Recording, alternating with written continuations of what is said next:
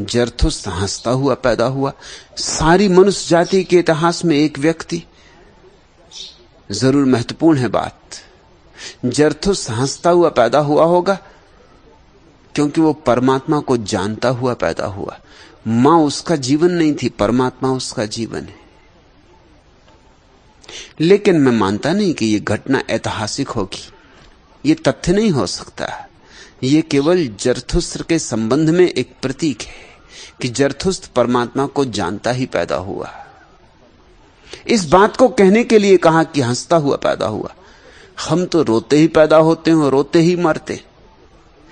हम तो रोते पैदा हों और हंसते मर जाएं तो भी बहुत। जरथुस्त्र हंसते पैदा हुआ, हंसते मरा। वो परम जीवन की कल्पना है। जीवन एक उत्सव ही उत्सव है। मां के पेट में बच्चा श्वास नहीं लेता, पैदा होने के 2-3 मिनट के बाद श्वास लेता है। ऐसे ही जब ध्यान की अवस्था आती है तब तुम परमात्मा के गर्भ में प्रवेश कर रहे हो। फिर श्वास बंद हो जाती। जब मां ही काफी थी श्वास लेने को, तो क्या तुम सोचते हो परमात्मा काफी नहीं श्वास लेने को? वह पर्याप्त है। बूंद सागर में समा गई, अब अपनी क्या चिंता है? परमात्मा में प्रवेश होते ही तुम्हारी श्वास बंद हो जाती, क्योंकि उसकी श्वास तुम्हारे भीतर बहने लगती। सद्गुरु के समक्ष भी यह घटना कभी कभी घटेगी, क्योंकि ध्यान बंध जाएगा। सद्गुरु के पास ध्यान न बंधे तो और कहां ध्यान बंधेगा? सद्गुरु के पास सुरताल न मिले तो और कहां सुरताल मिलेगा? एक जुगलबंदी बंध जाती। सद्गुरु तुम्हारे भीतर श्वास लेने लगता है। इसलिए मीरा ऐसा हो सकता है, तू कहती तुम्हें देखा तो सांसें रुकी ही रही। सांस रुक सकती ध्यान में। ध्यान किसी भी कारण से हो जाए। एक गुलाब के फूल को देखते देखते ध्यान हो जाए, सुबह के सूरज को उगते देखते ध्यान हो जाए, एक पक्षी आकाश में उड़े और ध्यान हो जाए, तो भी श्वास रुक जाएगी। जब भी ध्यान होगा श्वास रुक जाएगी। इसका एक बहुत दुष्परिणाम हुआ इस अनुभूति का। कुछ लोग सोचने लगे कि अगर श्वास रुक जाए तो ध्यान हो जाए। तो योगी श्वास रोकने की कोशिश करते, वह निपट मूढ़ता है। ध्यान होने से जरूर श्वास रुक जाती, मगर श्वास रोकने से कोई ध्यान नहीं होता। श्वास रोकने से सिर्फ श्वास ही रोकेगी और कुछ नहीं होगा। तड़फोगे भीतर और कुछ नहीं होगा। ध्यान रखना, सदा ध्यान रखना, उल्टे चलने की कोशिश मत करना। तुम चलते हो तो तुम्हारी छाया तुम्हारे पीछे चलती, मगर तुम छाया के पीछे चलने की कोशिश मत करना, नहीं तो बड़ी मुश्किल में पड़ जाओगे, बड़े भटक जाओगे। ध्यान के पीछे पीछे श्वास बंद हो जाती, करनी नहीं पड़ती, सहज हो जाती। और सभी को ऐसा अनुभव हुआ है। कभी किसी क्षण में आकाश तारों से भरा हुआ देखा है और एक क्षण को तुम अवाक हो गए। अवाक का अर्थ क्या होता है? वाणी रुक गई, अवरुद्ध हो गई, ठगे रह गए। ठगे रहने का अर्थ क्या होता है? लुट गए, जैसे कुछ ना बचा, मिट गए, जैसे खो गए। जैसे फिल्म देखने जाते हो तुमने ख्याल किया फिल्म देखने के बाद तुम्हारी आंखें क्यों थक जाती? फिल्म के कारण नहीं। वैज्ञानिक कहते हैं फिल्म देखने से आंख नहीं थकती, क्योंकि फिल्म देखो या कुछ और देखो, देखना तो एक जैसा है। असली आदमियों को चलते रास्ते पे देखो कि छायाओं को चलते हुए पर्दे पे देखो, देखने में तो शक्ति उतनी ही लगती। जब असली आदमियों को देख के आंख नहीं थकती, तो तस्वीरों को देख के कैसे थक जाएगी? लेकिन थकने का कारण कुछ और है। जब तुम फिल्म देखते हो तब तुम्हारी आंख का झपकना बंद हो जाता, उसकी वजह से आंख थकती। तुम ऐसे संलग्न हो जाते हो कि आंख झपकती ही नहीं। तुम भूल ही जाते हो कि आंख को झपकना है। और आंख न झपके तो थकेगी, क्योंकि झपकने से आंख को विश्राम मिलता है। झपकने से आंख को बीच बीच में विराम मिलता है। झपकने से आंख ताजी रहती, धूल पुछ जाती। झपकने से आंख गीली बनी रहती, आर्द्र बनी रहती, सूख नहीं जाती। 3 घंटे बैठे रहोगे फिल्म में और आंख ना झपकोगे तो आंख सूख जाएगी, धूल जम जाएगी, थकान उससे पैदा होती। फिल्म देखते देखते आंख का झपकना रुक जाता है, तो आकाश के तारे देखते देखते कभी आंख का झपकना नहीं रुक जाएगा। एक सुंदर संध्या, सूरज का डूबना, बादलों का रंगों से भर जाना, वर्षा के दिन, सावन का महीना, आकाश में इंद्रधनुष की मौजूदगी, और आंखें झपकेंगी, सांस चलेगी। ये सब अपने से बंद हो जाएगा। और जब भी कभी ऐसा हो जाता तभी तुम्हें आनंद की झलक मिलती। आनंद की झलक इसलिए मिलती है कि थोड़ी देर को तुम्हारे भीतर का सारा व्यवसाय शांत हो जाता है। श्वास का भी व्यवसाय शांत हो जाता है। तुम जैसे रहे ही नहीं, तुम जैसे किसी परलोक में प्रवेश कर गए। सद्गुरु के पास ऐसी घटना न घटे तो वह तुम्हारा गुरु नहीं होगा, किसी और का। जिसको ऐसी घटना घटती हो उसका होगा।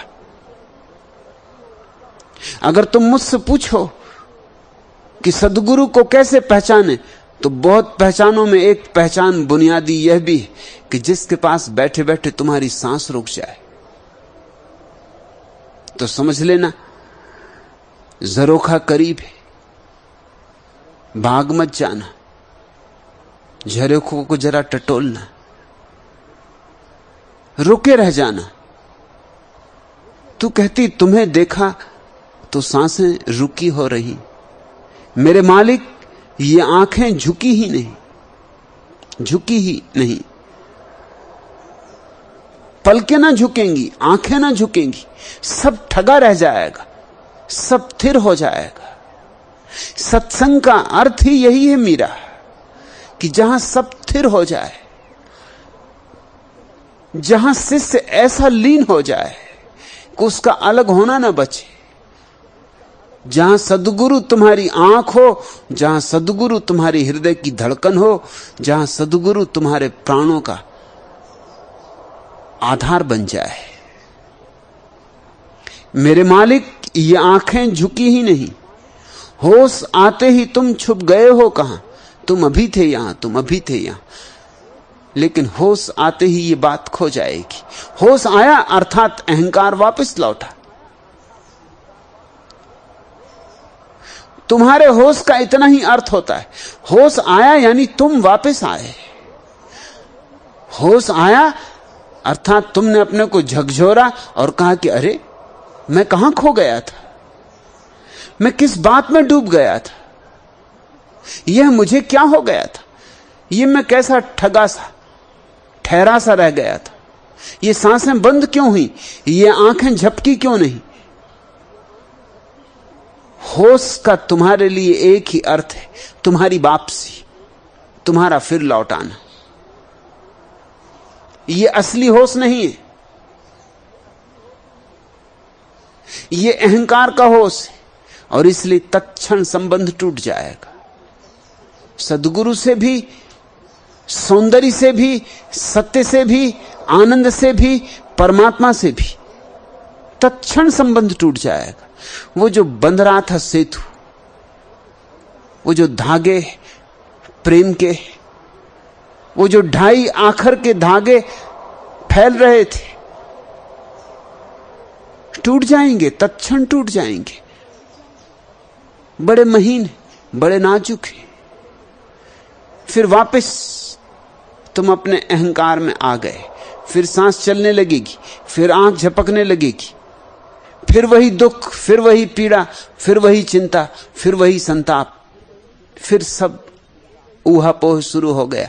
विचार भागने लगे, भावनाएं उठने लगी, तरंगायत हो गया चित्त फिर से। झील जो अभी क्षण भर को शांत हो गई थी, मौन हो गई थी, फिर तूफान उठाया, फिर आंधी आ गई। इसलिए संबंध छूट जाएगा। वो जो क्षण भर को झलक मिली थी खो जाएगी, कहां खो गई पता भी ना चलेगा। पीछे ऐसा भी लगेगा कि कहीं भ्रांति तो ना थी, कहीं मन को कोई धोखा तो ना हुआ था। लेकिन सच्चाई यह है कि वही सत्य था, मन को धोखा अब हो रहा है। मगर धीरे धीरे मीरा, बार बार ऐसा होगा, और जब बार बार होगा तो देर तक ठहरेगा। जब बार बार होगा तो गहराई बढ़ेगी। जब बार बार होगा तो यह अनुभव प्रगाढ़ होने लगेगा कि सत्य क्या है, असत्य क्या है, रोशनी क्या है, अंधकार क्या है। और जैसे जैसे ये प्रगाढ़ता अनुभव की बढ़ती, वैसे वैसे एक घड़ी आती है, एक दिन, जब तुम बिल्कुल ही विसर्जित, समर्पित, कहां खो गए, पग चिन्ह भी ना मिलेंगे। बुद्ध ने कहा है, ज्ञानी ऐसे खो जाता है जैसे पक्षी आकाश में उड़ते हैं और उनके पैरों के पग चिन्ह नहीं बनते। ऐसे ही ज्ञानी खो जाता, पक्षियों के पग चिन्हों की भांति। बुद्ध ने कहा है कि जैसे कोई पानी पर अक्षर लिखे, लिख भी नहीं पाता और खो जाते, ऐसे ही ज्ञानी खो जाता है।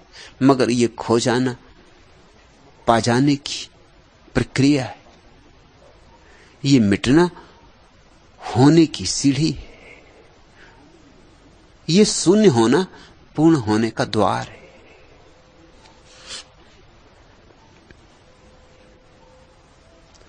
दूसरा प्रश्न, भगवान, संसार में मुझे बुराई ही बुराई क्यों दिखाई देती? कृष्णानंद, संसार तो दर्पण है। संसार में जो दिखाई देता है वो अपना ही चेहरा है। संसार तो प्रतिध्वनि है। संसार में जो सुनाई पड़ता है वो अपनी ही आवाज है।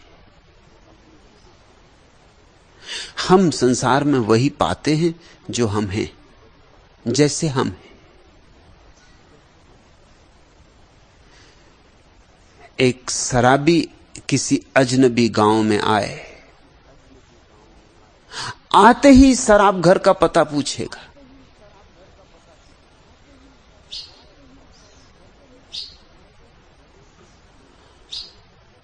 दस 5 दिन के भीतर ही तुम पाओगे कि गांव के सारे शराबियों से उसकी पहचान हो गई, दोस्ती हो गई, जैसे गांव में कोई और रहता ही नहीं।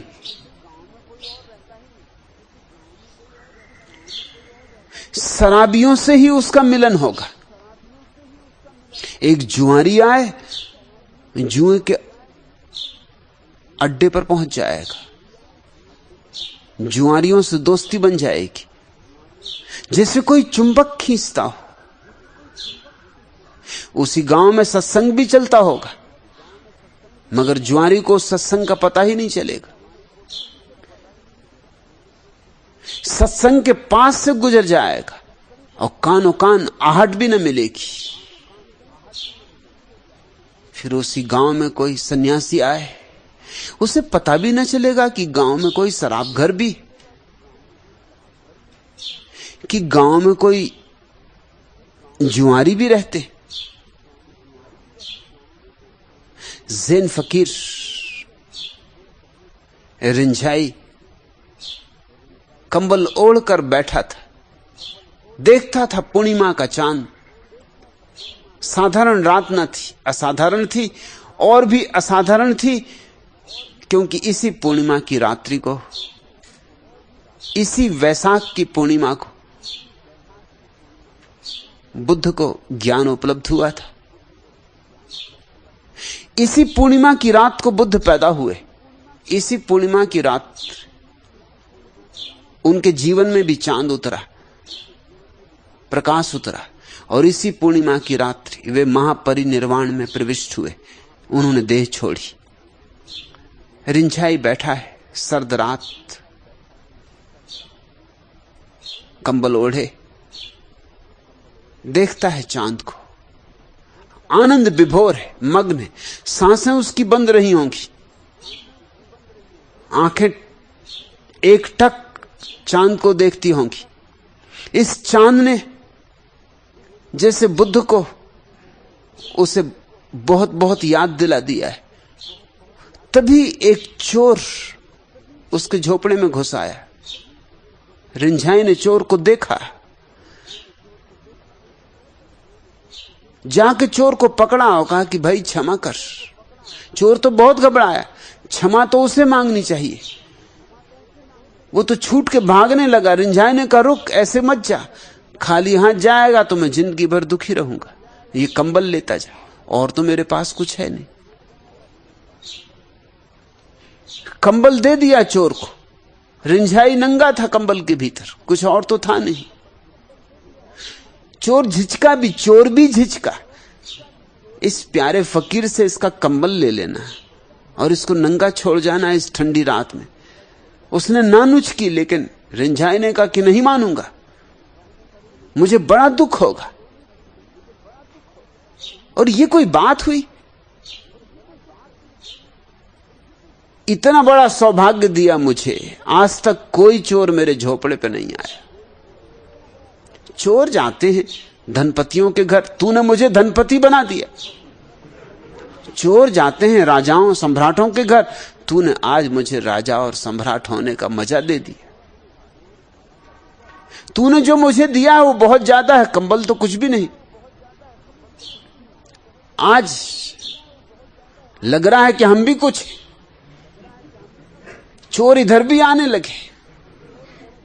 तू देख, ले जा, और आगे से ख्याल रख, ये कोई ढंग नहीं, ये कोई शिष्टाचार है। अरे 2-4 दिन पहले खबर करता तो हम कुछ इंतजाम कर लेते।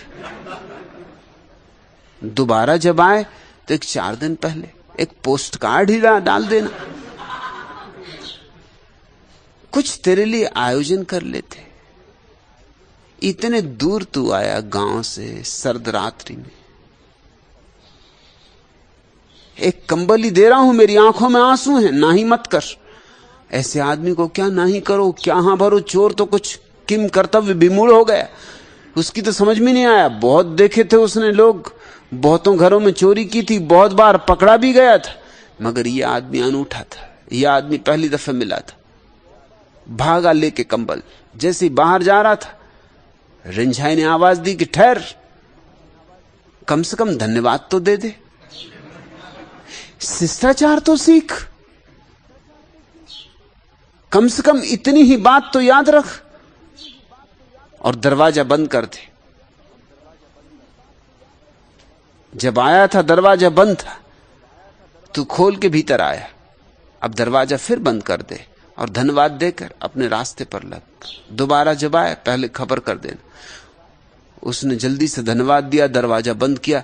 जब ये रिंझाई ने उसे आवाज दी कि ठहर, तो उसकी छाती धक्क से हो गई।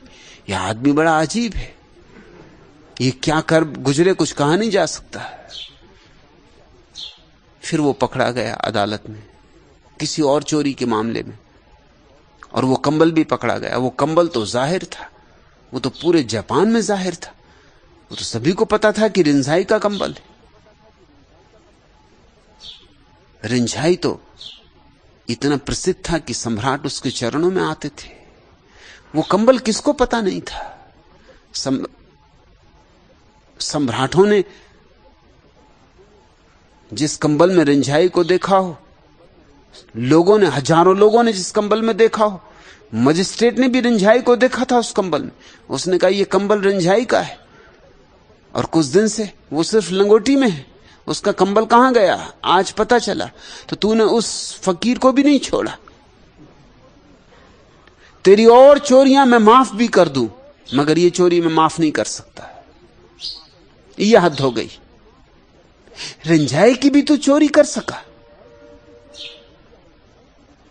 चोर ने बहुत कहा कि मालिक सुनो, ये चोरी मैंने की नहीं, उसने जबरदस्ती मुझे कंबल दिया।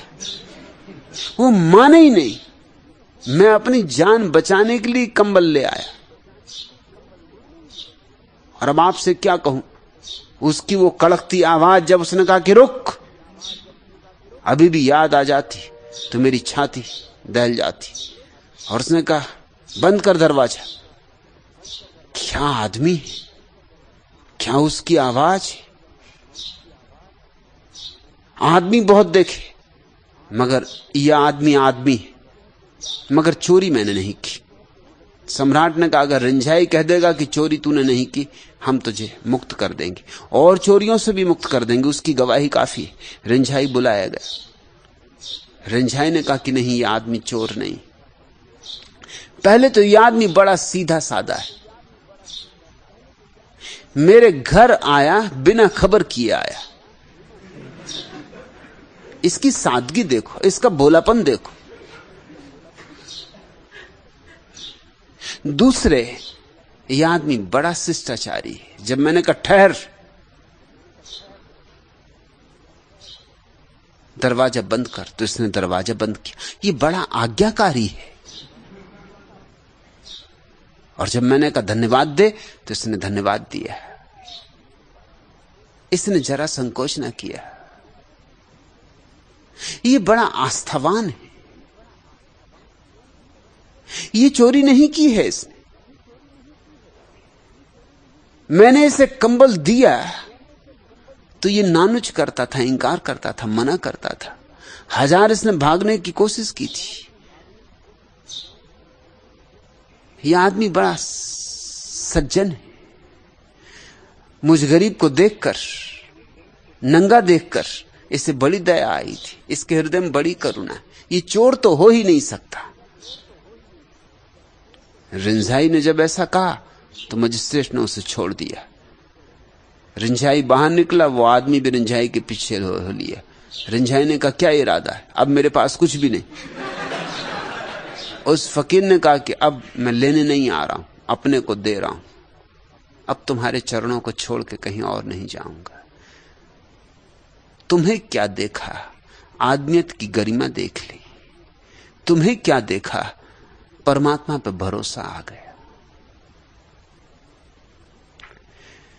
रिंझाई ने चोर में चोर नहीं देखा, बेईमान नहीं देखा, तो फिर चोर भी रिंझाई में परमात्मा को देख सका। तुम कहते हो कृष्णानंद, संसार में मुझे बुराई ही बुराई क्यों दिखाई देती? जरा भीतर टटोलो, जरा अपनी गांठ में टटोलो, वहां कुछ भूल चूक होगी। सबसे बड़ी भूल चूक है अहंकार। अहंकार के कारण लोग दूसरों में बुराई देखते, क्योंकि अहंकार दूसरों में बुराई देखकर बड़ा प्रफुल्लित होता है कि मैं श्रेष्ठ, कि मैं सुंदर, कि मैं महात्मा, कि मैं पवित्र, कि कौन है जो मेरा जैसा विनम्र, और कौन है जो मेरा जैसा पुण्यात्मा, कि कौन है जो मेरा जैसा दानवीर, दानशूर। अहंकार दूसरों पर जीता है, दूसरों की लकीरें छोटी कर देता है तो अपनी लकीर बड़ी मालूम पड़ने लगती है।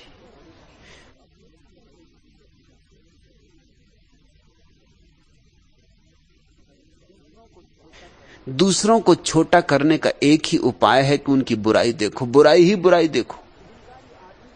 अहंकारी आदमी से कहो कि फला आदमी बहुत सुंदर बांसुरी बजाता, वो फौरन कहेगा क्या वो खाक बांसुरी बजाएगा? चोर, बेईमान, लुटेरा, वो क्या बांसुरी बजाएगा? वो क्या खाक बांसुरी बजाएगा? अरे मैं उसे भली भांति जानता हूं।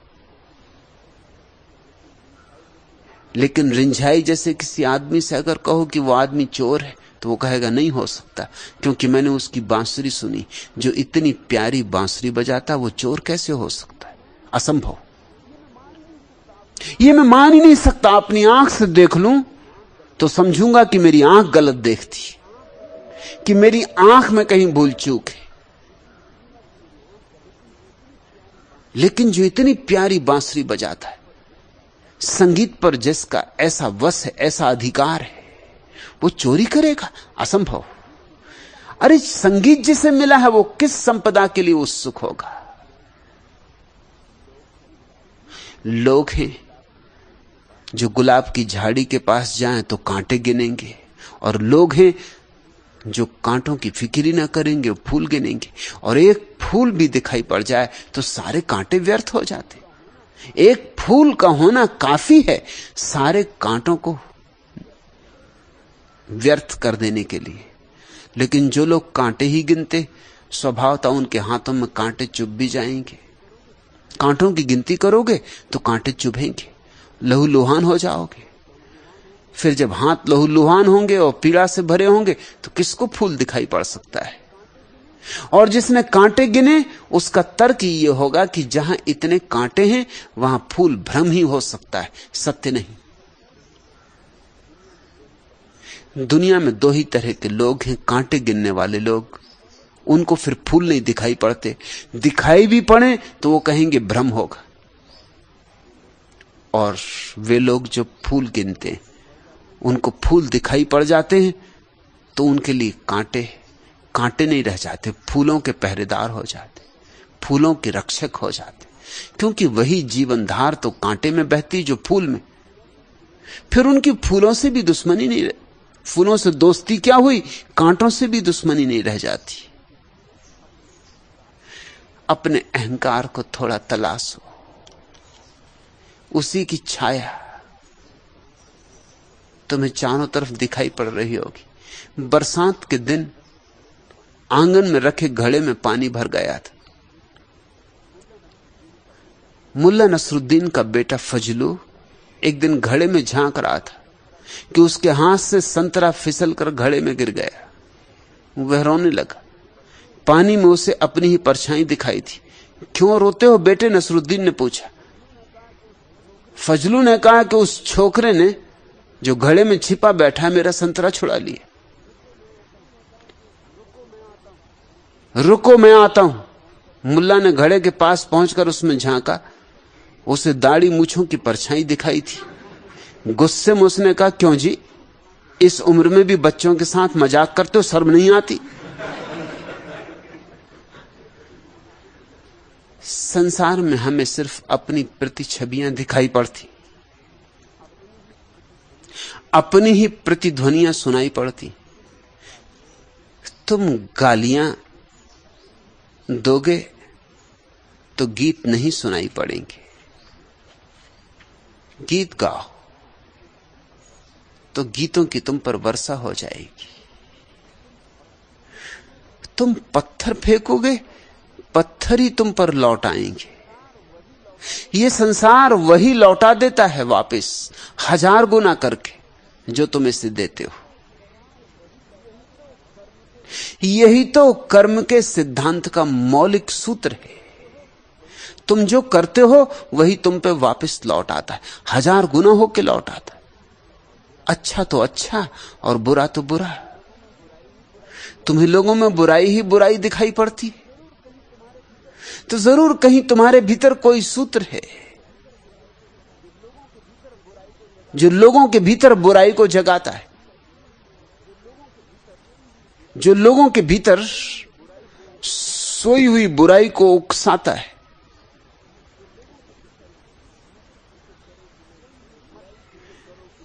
मत फिक्र करो कि लोग बुरे हैं या अच्छे। फिक्र इतनी ही करो कि तुम कहां हो, तुम क्या हो। तुम कौन हो? लोगों से लेना देना भी क्या है? आज तुम हो, कल नहीं रहोगे। दुनिया तो चलती रहेगी। कल तुम नहीं थे तब भी दुनिया चलती थी, कल तुम नहीं होगे तब भी दुनिया चलती रहेगी। फिर लोगों को बदलना होता है, लोगों को अच्छा बनाना होता है। ऐसा कोई दायित्व तुम्हारे ऊपर किसी ने सौंपा होता तो भी कोई बात थी कि तुम चिंता करो कौन अच्छा कौन बुरा। तुम्हें लेना देना क्या है?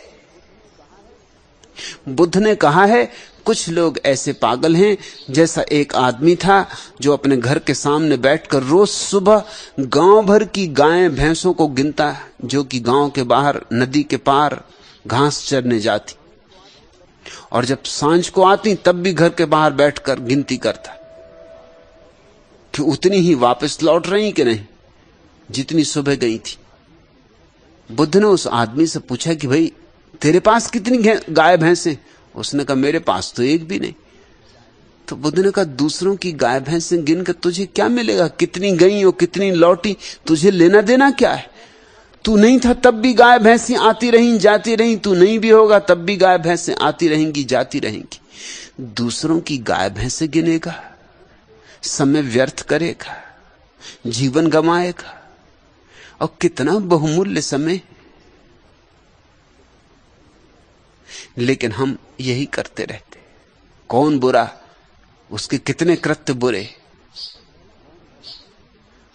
कौन भला, और भला तो फिर मिलता नहीं, क्योंकि भला मिल नहीं सकता, उसके भी पीछे वही अहंकार कारण।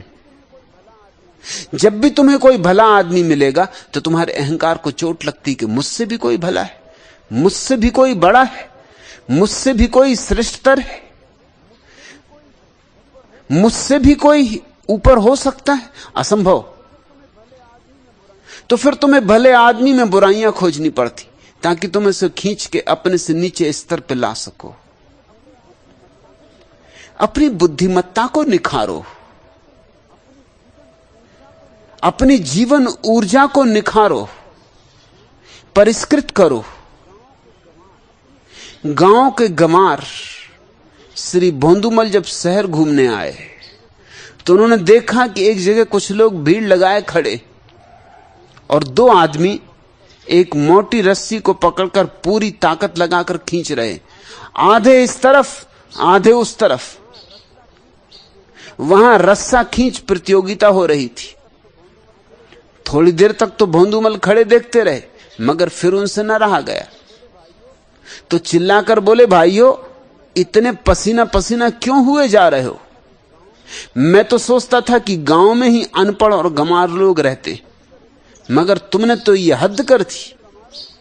अरे पढ़े लिखे गंवारों, तुम्हें इतनी भी समझ नहीं है कि इसे चाकू से काट दो, ये रास्ता इस तरह टूटने वाला नहीं है।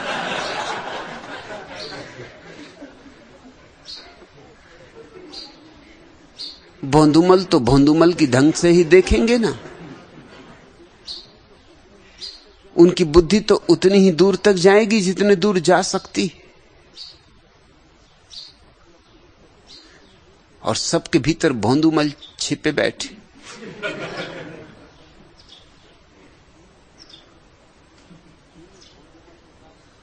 इन्हीं भोंदूमल के कारण संसार में इतना उपद्रव मचा रहता, क्योंकि तुम्हारा भोंदूमल दूसरे के भोंदूमल से झगड़ रहा। भोंदूमल एक दूसरे के पीछे पड़े हुए, एक दूसरे की पत्ती काटने में लगे, एक दूसरे में बुराइयां देख रहे हैं। क्या तुम्हें पड़ी? अपनी समारोह। थोड़े दिन, थोड़ा समय, अपने को निखारो। कृष्णानंद इस आदत को छोड़ो।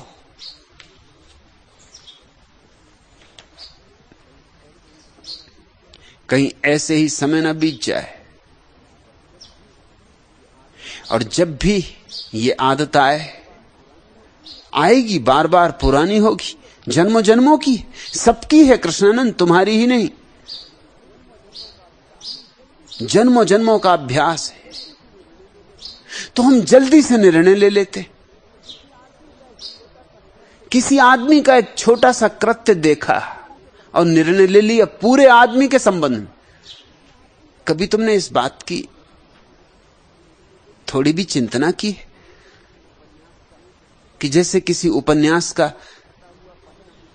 एक फटा हुआ पन्ना, आधा धूधा, लकीरें भी पूरी नहीं, हवा में उड़ता हुआ तुम्हें मिल जाए और तुम उसको पढ़ो, क्या खाक पढ़ोगे? न लकीरें पूरी हैं, न पन्ना पूरा है। और पन्ना पूरा भी हो, लकीरें पूरी भी हो, तो भी पन्ना ही है, और आगे पीछे बहुत कुछ है जिसका तुम्हें कुछ पता नहीं। क्या उन आधी टूटी फूटी लकीरों, उस फटे पन्ने के आधार पर तुम पूरे उपन्यास के संबंध में कोई निर्णय ले सकोगे? लेकिन यही हम कर रहे हैं व्यक्तियों के संबंध में। एक व्यक्ति बहुत बड़ी घटना है, जन्मों जन्मों की लंबी यात्रा पीछे, उसका एक छोटा सा कृत्य तुम देखते हो। एक छोटा सा कृत्य एक लकीर से भी ज्यादा नहीं, लकीर भी अधूरी, क्योंकि उसका अभिप्राय तुम्हें दिखाई नहीं पड़ता, सिर्फ कृत्य दिखाई पड़ता है। और असली बात तो अभिप्राय है। वो जो करता है वो उतना महत्वपूर्ण नहीं है, क्यों करता है वह महत्वपूर्ण है।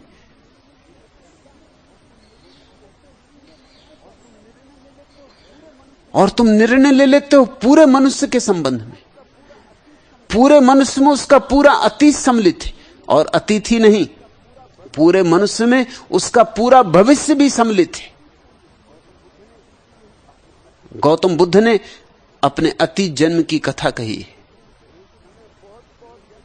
कि एक समय बहुत बहुत जन्मों पूर्व मैं एक बुद्ध पुरुष के दर्शन को गया था। दीपंकर बुद्ध उनका नाम था। मैं उनके चरणों में झुका, चरण छू के उठ भी नहीं पाया था कि मैं चौंक गया, समझ ही नहीं पाया। इसके पहले कि कुछ करूं बात हो गई, दीपंकर झुके, उन्होंने मेरे चरण छुए। मैंने उनसे कहा, आप ये क्या करते? मैं आपके चरण छूं ये तो सही, मैं अज्ञानी, मैं मूढ़, मैं मूर्छित, मैं प्रमादी। आप मेरे चरण छुए? आप हैं प्रबुद्ध, आप हैं जागृत, आप हैं भगवत्ता को उपलब्ध, आप हैं भगवान, आप मेरे चरण छुए? तो दीपंकर बुद्ध ने मुझसे कहा था, तू केवल अपना अतीत देखता है, मैं तेरा भविष्य भी। आज नहीं कल तू बुद्ध होगा, क्योंकि आज नहीं कल सभी बुद्ध होंगे। देर अबेर की बात है। तेरा अतीत ही तो तू नहीं है, तेरा भविष्य भी तू है। मैं तुझे तेरी समग्रता में देखता हूं। मैं जानता हूं इतने इतने जन्मों के बाद तेरा कमल खिलेगा, तेरा सहस्त्र दल कमल खिलेगा, तू महासमाधि को उपलब्ध होगा। मैं उसी घटना को देखकर झुककर तेरे चरण छू रहा हूं। तुम तो सामने जो फूल हो उनको नहीं देख पाते। देखने वाले उन फूलों को देख लेते हैं जो अभी खिले भी नहीं, खिलना तो दूर, जो अभी कली भी नहीं बने, कली भी दूर, जो अभी बीज में छिपे पड़े। आंख गहरी हो तो बीज में भी फूल दिखाई पड़ जाता है, और अंधों को फूल में भी फूल दिखाई नहीं पड़ता। फिर जल्दी निर्णय मत लेना। निर्णय करने की इतनी जल्दी क्या? यह आदमी बुरा है, यह आदमी भला, कितने जल्दी तुम निर्णय ले लेते हो। जरा ठहरो, थोड़ा धीरज। आदमी जटिल घटना है, बड़ी घटना है। एक किराने का दुकानदार बहुत ज्यादा हकलाता था। नसरुद्दीन उसके यहां गुड़ खरीदने गया। 1 किलो गुड़ लिया। दाम पूछने पर दुकानदार बोला तथा 30 रुपए। मुल्ला ने पैसे चुकाए और चल दिया। कुछ दिनों बाद फिर गुड़ लेने आया। 1 किलो गुड़ लिया। इस बार दुकानदार का छोटा भाई वहां था। उसने 3 रुपए 50 पैसे कीमत बताई। नसरुद्दीन ने कहा, अंधेर है भाई, अरे 3-4 रोज पहले ही मैं गुड़ ले गया था, उस दिन 3 रुपए दाम थे, 4 दिन में ही इतने दाम बढ़ गए। आपके बड़े भाई उस दिन दुकान पर बैठे थे, उनसे पूछ लो। यदि मुझ पर विश्वास न हो तो मुझे आप पर पूरा विश्वास है बड़े मियां। वह आदमी बोला, असल में मेरे बड़े भाई साहब बोलने में थोड़ा अटकते, वे 50 पैसे कह पाते, इसके पहले ही आप 3 रुपए चुका के चल दिए। जरा ठहरो, जरा पूरा आदमी को बोल भी तो लेने दो।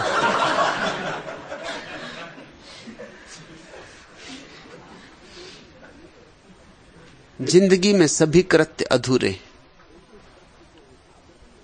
एक एक कृत्य के हिसाब से निर्णय नहीं होता। कृत्यों का निचोड़, इत्र, उससे निर्णय होते। एक एक फूल से निर्णय नहीं होता, निचोड़। अच्छे से अच्छे आदमी के जीवन में कोई काम बुरा मिल सकता है। कल ही मैं तुमसे कह रहा था कि बाबा मलुकदास घर से चोरी करके साधु संतों को बांट आते थे। अब चोरी करना कोई अच्छा कृत्य तो नहीं, बाकी हिसाब छोड़ दो, सिर्फ चोरी पकड़ो। कोई तुमसे कहे कि चोरी करना बुरा है या अच्छा, तो तुम स्वभावतः कहोगे बुरा है। वो तुमसे कहे बाबा मलुकदास चोरी करते थे, ये किस तरह के बाबा, ये किस तरह के संत, तुम कहोगे भाई अगर चोरी करते थे तो बात ठीक नहीं। मगर ये प्रसंग के बाहर है बात। बाबा मलुकदास चोरी करते थे कि साधु संतों को बांट आए, कि उनको दे आए जिनको जरूरत है, हमसे ज्यादा जिनको जरूरत है उनको दे आए। ये अभिप्राय पूरा का पूरा साथ में देख के सोचोगे तो बात बदल जाती, बात का अर्थ बदल जाता है। प्रसंग के साथ अर्थ बदल जाते, पृष्ठभूमि के साथ अर्थ बदल जाते। तुम किसी व्यक्ति की पूरी जीवन भूमिका तो देखो। लाओत्सु कुछ दिनों के लिए न्यायाधीश हो गया था, पहले ही दिन जो मुकदमा आया वहीं बात गड़बड़ हो गई। एक चोर पकड़ा गया था, धन भी पकड़ लिया गया था, चोर ने स्वीकार भी कर लिया, क्योंकि लाओत्सु जैसे आदमी के सामने कैसे इंकार करे। लाओत्सु ने उससे इतना ही कहा कि भाई तूने चोरी की हो तो कह दे, नहीं की हो तो कह दे, तू जो कहेगा सो मैं मान लूंगा। साहूकार जिसकी चोरी हुई थी उसने कहा ये क्या हो रहा है, ऐसे कहीं निर्णय होते हैं? लाओत्सु ने कहा तुम चुप रहो, मुझे आदमी पे भरोसा है, मैं छोटी मोटी बातों के लिए आदमी पे भरोसा नहीं खो सकता। और तुम हो इस गांव के सबसे बड़े बेईमान, तुम बीच में नहीं बोलो तो अच्छा है। चोर ने जब ये सुना तो चोर कैसे इंकार करे। चोर ने सिर झुका के कहा कि मैं क्षमा प्रार्थी हूं, मैंने चोरी की, मैं अपने को अपराधी स्वीकार करता हूं। लाओत्सु ने कहा फिर ठीक, 6 महीने की तुझे सजा और 6 महीने की सजा साहूकार को। साहूकार ने तो कहा कि आप होश में हैं, चोरी मेरे घर हो और सजा भी मुझे। लाओत्सु ने कहा कि तूने इतना धन इकट्ठा कर लिया है कि चोरी नहीं होगी तो क्या होगा। यह आदमी कसूरवार है नंबर 2 का, तू कसूरवार है नंबर 1। तूने इतना धन इकट्ठा कर लिया है कि अब गांव में किसी के पास कुछ बचे नहीं, सिवाय चोरी के कोई उपाय नहीं रहा। तूने सारे गांव की गरिमा छीन ली, तूने गांव में हर आदमी को चोर होने को मजबूर कर दिया।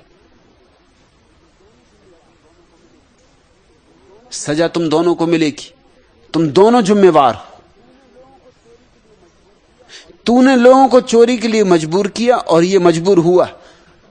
हालांकि मैं भी इसी गांव में रहता हूं, मैं मजबूर नहीं हुआ, हालांकि तू मजबूर मुझे भी कर रहा है। जिम्मेवार दोनों हैं, इसलिए सजा पूरी पूरी मिलेगी। बात सम्राट के पास गई। सम्राट बहुत हैरान हुआ, इस तरह का निर्णय न कभी सुना गया, न कभी देखा गया। ना आंखों देखा ना कानों सुना। सम्राट ने लाओ त्सु को बुलाया कि इस तरह के निर्णय अगर हुए